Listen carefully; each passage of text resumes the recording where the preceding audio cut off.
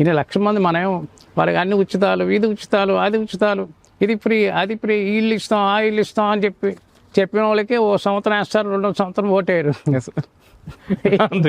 నిజం. మనం ఏమి ఇవ్వట్లేదు. ఊరికే రామ అన్నాయన, ఓం శ్రీరామదూతాయ నమః అన్నాయన అంటే వీళ్ళంతా ఎందుకు మన చుట్టూ తిరుగుతున్నారు? మనమే వాళ్ళని అడగట్లేదు, అవును. మేమే వాళ్ళకేం ఇవ్వట్లేదు. వజ్రాలు వైడూర్యాల కంటే విలువైనటువంటి ఆ వస్తువులు ఇస్తున్నాం, అమోఘమైనటువంటి వస్తువులు. ఆ వస్తువులు ఏంటంటే ఓం శ్రీరామదూతాయ నమః అని ఇస్తున్నాం.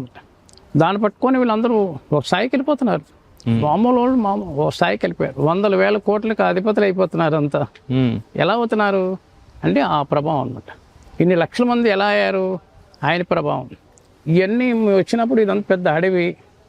హైదరాబాద్ వచ్చినప్పుడు ఊరికే తాడిబందులు ఉండేవాళ్ళం. ఇక్కడ ఇదే మీరు ఎదుర్కొన్న చిన్న 2 బాక్సుల 2 రూములు వేశారు మాకు. మరి ఒక సంవత్సరం అయ్యేసరికి ఆ గుట్ట పైన ఆంజనేయ స్వామి లేదు, గుట్ట ఉండేదండి, చిన్న గుట్ట. ఆ గుట్టపైకి వెళ్ళి ఏదో రామరామ అనుకుంటాను. అది ఇప్పుడు ఇదంతా చూస్తే ఇదంతా అయిపోయింది. ఎలా అయిపోయింది? ఏ శక్తి? మా శక్తి, హనుమత్ శక్తి.